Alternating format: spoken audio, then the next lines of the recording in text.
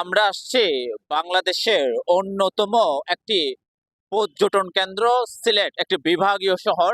এই সিলেটে এসে আমাদের একটা জিনিস পরিলক্ষিত হয়েছে যে এটা অন্যান্য অনেকগুলো বিভাগীয় শহরের তুলনায় এটা খুবই পরিষ্কার পরিচ্ছন্ন। তো অন্যান্য বিভাগীয় শহরগুলো যদি সিলেটের মতো যদি এত পরিষ্কার পরিচ্ছন্ন থাকে, তাহলেও অন্যান্য বিভাগীয় শহরগুলো সিলেটের মতো এবং খুবই সুন্দর দেখাবে। যেটা এখানে এই সিলেট শহরে বা অন্যান্য শহরগুলোতে অনেক সময় দেখা যায় যে বিদেশি পর্যটকরা এখানে ভ্রমণ করতে হয়, যেটা বিদেশি পর্যটকরাও এটাকে ভালোভাবে নিবে এবং হচ্ছে বহির্বিশ্বের কাছে আমাদের বাংলাদেশকে খুব ভালোভাবে রিপ্রেজেন্ট করতে পারবে।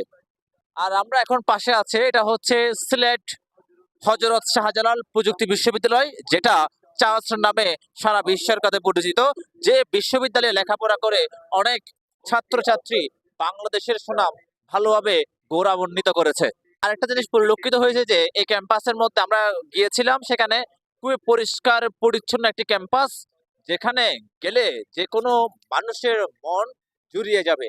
তো যারা সিলেটে আসবেন তারা অন্তত পক্ষে একবার হলেও চার্চে এসে ঘুরে যাবেন।